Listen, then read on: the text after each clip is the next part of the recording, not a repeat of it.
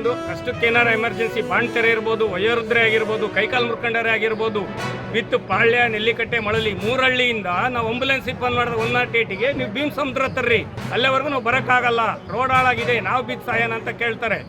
ನಾವು ಇದಕ್ಕೇನು ಮಾಡಬೇಕು? ಯಾರ ಹತ್ರ ಹೋಗ್ಬೇಕು? ಇದೆಲ್ಲ ಪರಿಹಾರ ಯಾರು ಕೊಡ್ತಾರೆ ನಮಗೆ?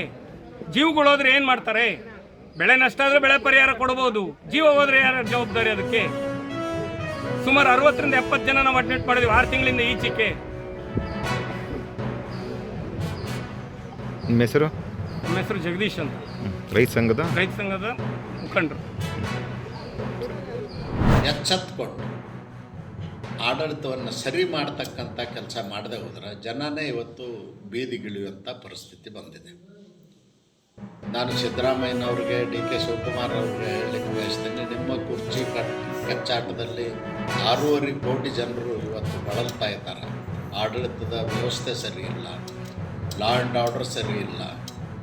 ಮತ್ತು ನಿನ್ನೆ ದಿನ ನಮ್ಮ ಚಿತ್ರದುರ್ಗದ ಜಿಲ್ಲೆಯಲ್ಲಿ ಬಸ್ ಆಕ್ಸಿಡೆಂಟ್ ಆಗಿ 6 ಜನ ಇವತ್ತು ನಿಧನರಾಗಿರ್ತಕ್ಕಂಥದ್ದು, ಸುಮಾರು 40 ಜನರು ಗಾಯಾಳುಗಳಾಗಿರ್ತಕ್ಕಂಥದ್ದು ಭಾಳ ದೊಡ್ಡ ದುರಂತ.